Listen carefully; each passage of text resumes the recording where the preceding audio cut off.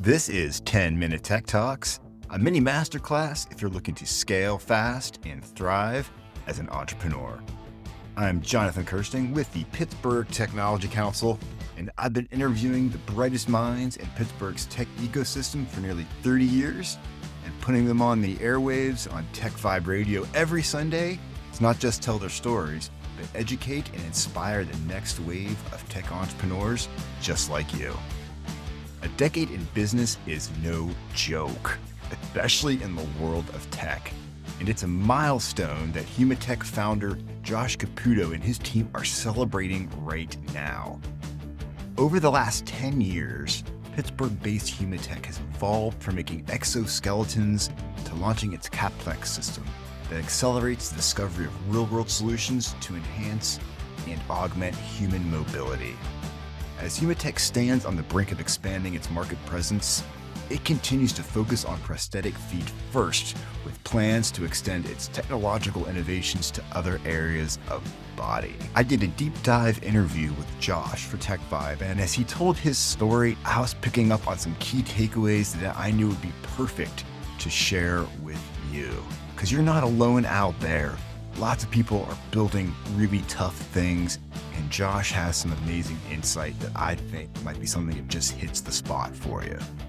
So if you keep on listening, I have excerpts of Josh telling you more about the intricacies of the prosthetics market, how he used small business innovation research funding to build his company, his thoughts on going after his first rounds of outside investment, and really just keeping it all together after 10 years building this thing.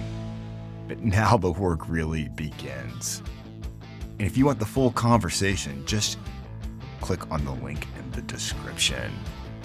So let's jump into my conversation with Josh right now. So it's been a long journey, and we're here at a pretty exciting, pivotal moment.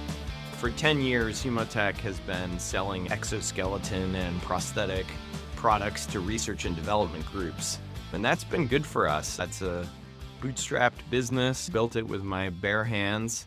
Lots of blood, sweat, and tears. First off, you said 10 years. That's blowing my mind. I'm thinking 4 or 5 years, but no, 10 years. You're a decade into this. It's funny to wake up on the other side of having done something for 10 years. Built these systems and deployed them across the US, Canada, and Europe. Yeah. Tell me about these systems. I've seen stuff where it's helping people walk because a leg doesn't function, so this exoskeleton could take the place of a joint. Can you give me more details on these things people are using? I encourage people to think about the possibilities. You may have seen an exoskeleton in a movie. Cartoons are generally very sci-fi. People wonder, does this stuff really work? Well, it does. HumoTech's purpose is to support researchers and innovators develop their products eventually. Most of this will hopefully result in products. So that's what we've been doing for 10 years. We provide this supporting technology and services business that helps generate interesting scientific results and product prototypes more quickly than if they had to do it all from scratch. So the pivotal moment that we're at is we've done a lot of these deployments, tested with hundreds of people with disabilities, and now we've got the data that we want to drive our commercialization efforts into clinics, hospitals, and get closer to helping people in the real world. Tell me about some of that. Yeah, thank you. So if you're wondering why did this take 10 years, it's because why did it take so long? Come on, man. Jeez, what are you doing? Some days I wake up and I feel that way. It's taken a lot of hard work to get where we're at.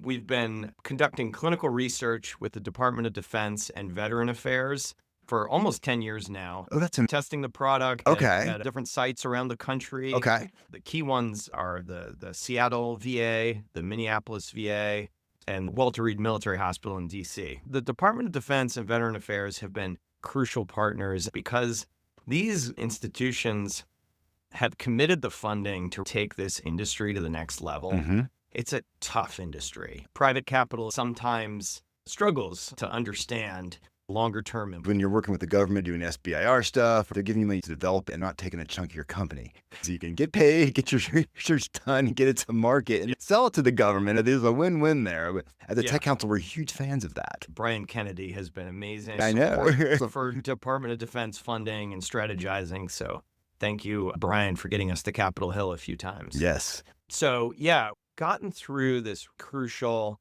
period of de-risking where together with the government through these clinical trials, we've gathered the necessary evidence to support the validity, safety, efficacy of what we're doing. And that has prepared us to enter a new paradigm where now we are fundraising, private investment. We wanted to leverage patient capital and non-dilutive capital sources. You've been able to do this for 10 years to get to this point. In the prosthetic foot business, we're definitely unique. There's a lot of innovation, but most of the innovation is with companies creating new foot types. Okay. Which just multiplies the profit because now we have more options. Well, yeah. Plus the designer colors now, I hear. There's a lot of pomp and circumstance around certain kinds of technologies. You're just making sure it feels right and it functions properly. Yeah. So there could be many options through your system. People can try them out and see what works best for them. And it's not just feet.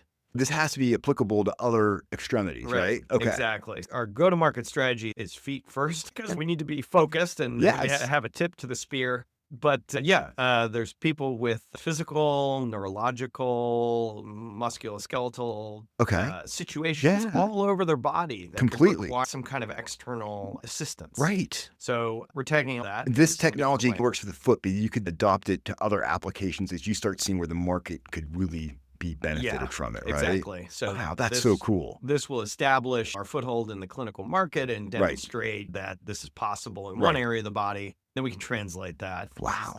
That's so exciting. I can see why you guys are all fired up for like 2025. This is like a big year for you guys. Oh, yeah. Yeah. We just presented at an annual meeting of clinical prosthetists down in Atlanta for the first time. I've attended this conference before, but now HumoTech is exhibiting on the trade show floor. We're building our list of clinical sites that would be interested in piloting. Okay. So that's my appeal to the audience. If there's any clinicians or healthcare leaders you're out in the there. audience. I'm serious. Call Josh. We're looking for who wants to be a part of the early adopters, has an ideal environment for innovative rehabilitation technology solutions.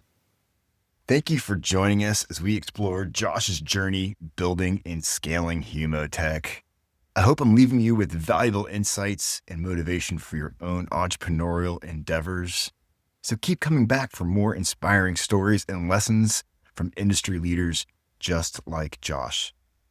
And once again, if you want to learn more about HumoTech and more about Josh's journey, click on the link in the description so you can get the full interview.